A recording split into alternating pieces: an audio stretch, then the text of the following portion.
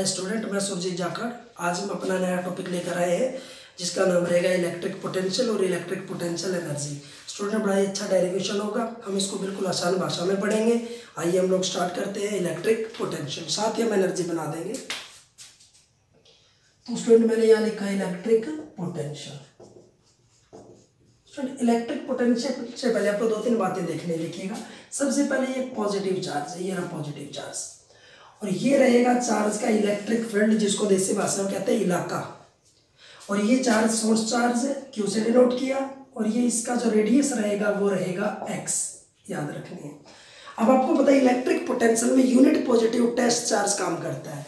तो यह एक चार्ज है जो इन्फिनिटी पे है, जिसका नाम है यूनिट पॉजिटिव टेस्ट चार्ज, हम लोग इसको बोलते हैं यूनिट पॉजिटिव टेस्ट चार्ज। इसको हम क्यू नोट से डिनोट करते हैं, इस चार्ज को, याद रहेगा। अब इस चार्ज को मैं यहाँ से उठा के यहाँ लेकर आया, तो यहाँ चार्ज रहेगा हमारे पास, लेकर आए x डिस्टेंस पे। फिर मैं इसको थोड़ा सा और अंदर लेकर चला गया, यहाँ पहुँचे, तो ये डिस्टेंस क्या रहेगा, dx, याद रहेगा। तो क्यू स्टूडेंट सोर्स चार्ज, ये यूनिट पॉजिटिव टेस्ट चार्ज। पहले इसको यहाँ लेकर गए, डिस्टेंस x था, फिर इसको थोड़ा और दूर लेकर गए, डिस्टेंस रहेगा dx, याद रहेगा। अब स्टूडेंट आप जानते हैं कि इसके अंदर वर्क डन हमें फाइंड आउट करना होता है सबसे मेन।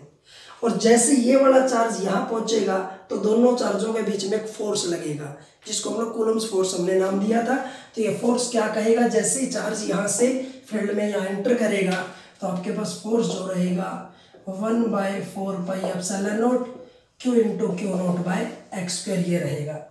लेकिन आप जानते हैं कि ये जो क्यू नोट ये कैसा है, यूनिटी है, तो हम लोग क्यू नोट को यहाँ पे लिख देंगे 1। तो आपके पास क्या रहेगा 1/4πε0 Q by x square, equation number 1 रहेगा। स्टूडेंट याद रखना है, ये 4πε0 को कैसे लिख दो आप, ध्यान रहेगा। अब स्टूडेंट हमारा जो टॉपिक है, कल हमने फाइंड आउट किया था डेफिनेशन में, अमाउंट ऑफ वर्क डन, हमें काम करना है चार्ज को ले जाने में। तो आप जानते हैं वर्क हमारे पास जो रहेगा वो रहेगा फोर्स इंटू डिस्प्लेसमेंट। स्टूडेंट आप जानते हो F इंटू डिस्प्लेसमेंट dx। अब स्टूडेंट यहाँ अगर डिस्प्लेसमेंट स्मॉल है तो वर्क भी स्मॉल रहेगा। दूसरी बात आप जानते हैं कि डॉट प्रोडक्ट होता है, तो डॉट प्रोडक्ट में एंगल बनेगा कोस थीटा।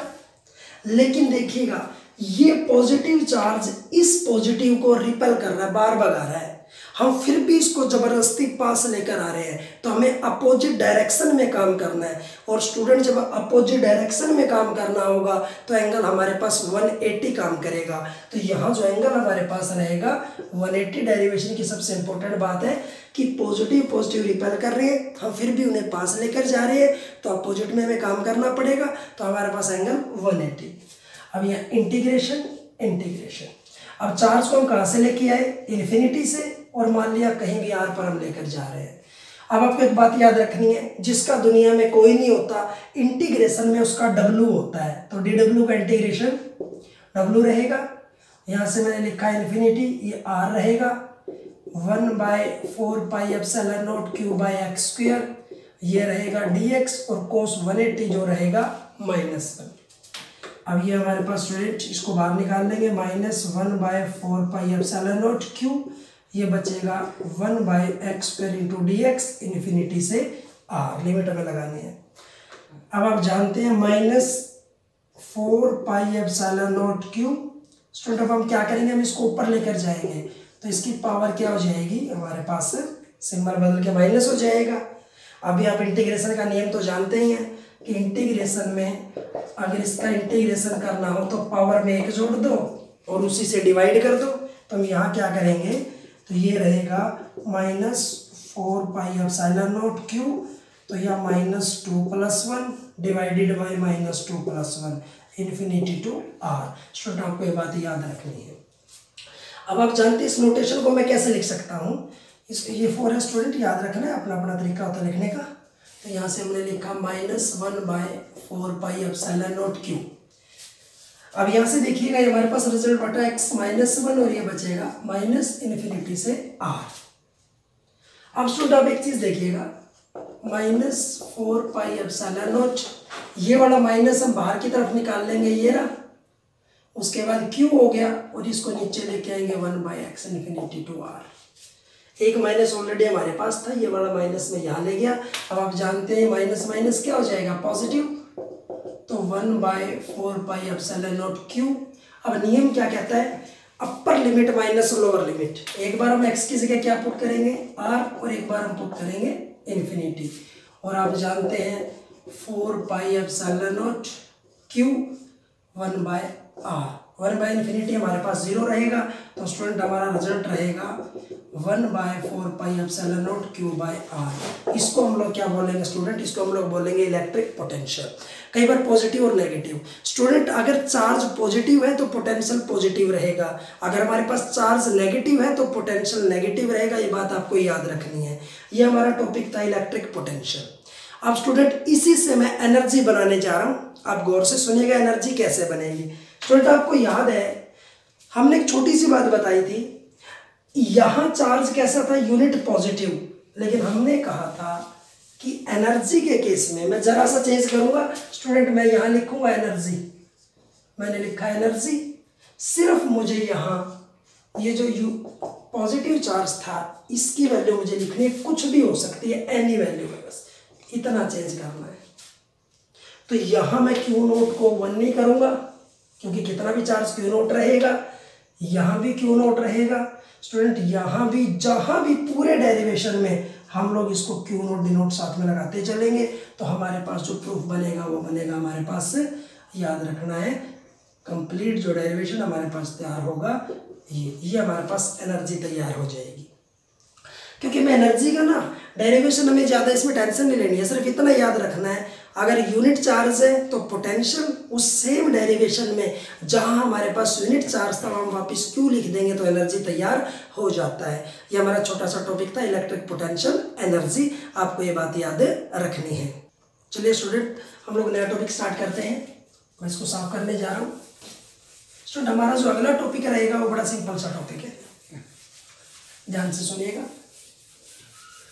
टॉपिक रहेगा potential is conservative, potential is conservative, हम कहेंगे कि इलेक्ट्रिक पोटेंशियल इज कंजर्वेटिव।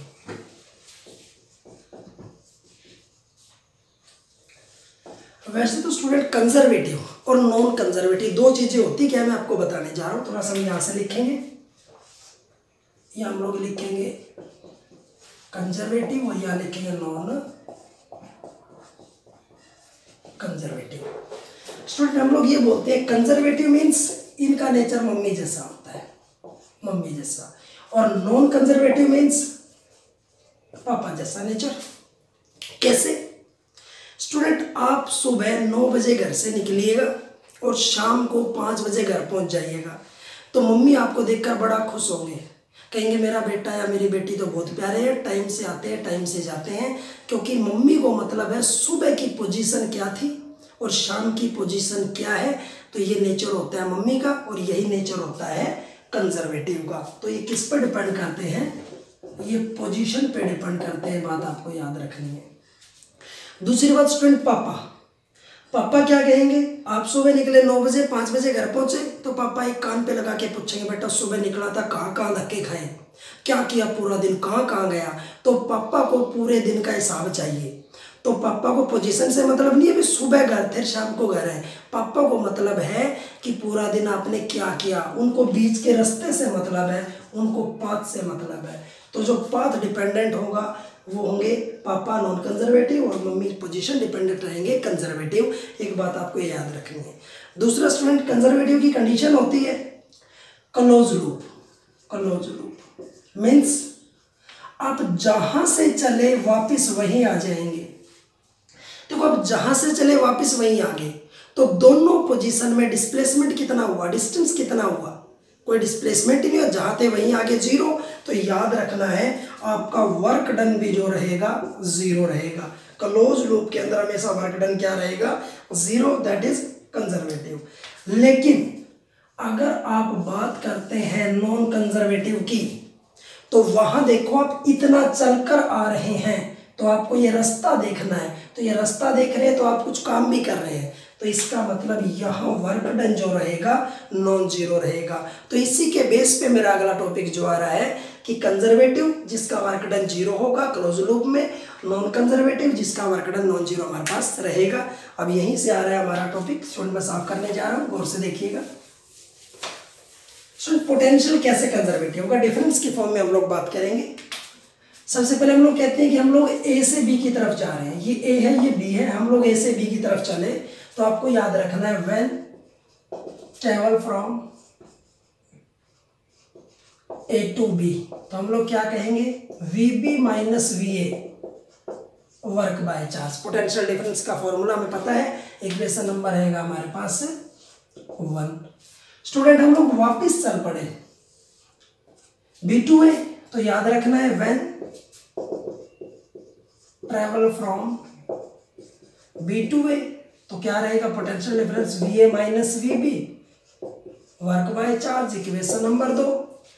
अब एडिंग 1 and 2, एडिंग हम इनको जोड़ लेते हैं, ऐड 1 and 2, 1 और 2 को अगर हम जोड़ेंगे तो क्या होगा स्टूडेंट W/Q प्लस W/Q, उधर से VB माइनस VA, फिर यहाँ से हम लोग लिखेंगे VA minus VB, cancel out, तो आपके पास 2W/Q 0, इसको क्रॉस मल्टीपल आर पर गुणा करेंगे तो W क्या आएगा वर्क डन 0, और आप सभी जानते हैं जिसका वर्क डन 0 होगा वो सिस्टम कैसा होगा conservative, it means potential is conservative, it means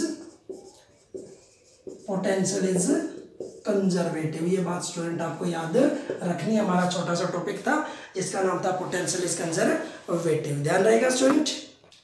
हमारा अगला जो टॉपिक है वो आ रहा है हमारे पास, अगर मैं potential difference equi potential surface की बात करूंगा तो क्या होगा, गौर से देखिएगा, बड़ा अच्छा इंपॉर्टेंट टॉपिक है। इक्वी पोटेंशियल सरफेस नाम से लग रहा है,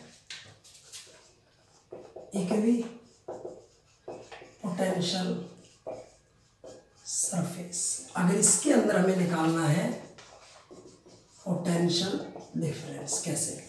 सबसे पहले इक्वी पोटेंशियल का मतलब क्या होता है, इक्वी पोटेंशियल का मतलब होता है जिसके हर पॉइंट पे वोल्टेज बराबर हो।